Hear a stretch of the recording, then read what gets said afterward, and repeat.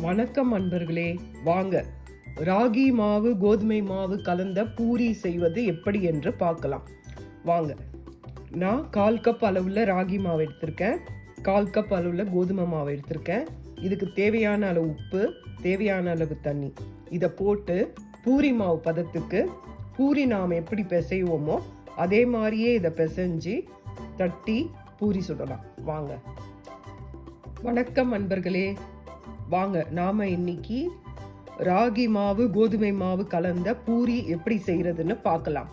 முதல்ல 1/4 கப் அளவுல கோதுமை மாவு எடுத்துக்கோங்க, 1/4 கப் அளவுல ராகி மாவு எடுத்துக்கோங்க, தேவைக்கேற்ப உப்பு, தேவைக்கேற்ப தண்ணி எடுத்துக்கோங்க. இது பூரி மாவு பிசைகிற பதத்துக்கு பிசைஞ்சிக்கோங்க. அதுக்கப்புறம் பூரி தட்டுறது போல தட்டி வாங்க பூரி சுடலாம்.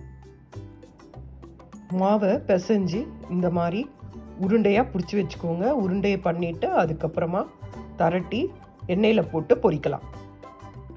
பாருங்க, ராகி பூரி ரெடி. சாப்பிடுங்க. இது ராகி உடம்புக்கும் நல்லது, குளிர்ச்சியும் கூட, ரொம்ப நல்லாயிருக்கும்.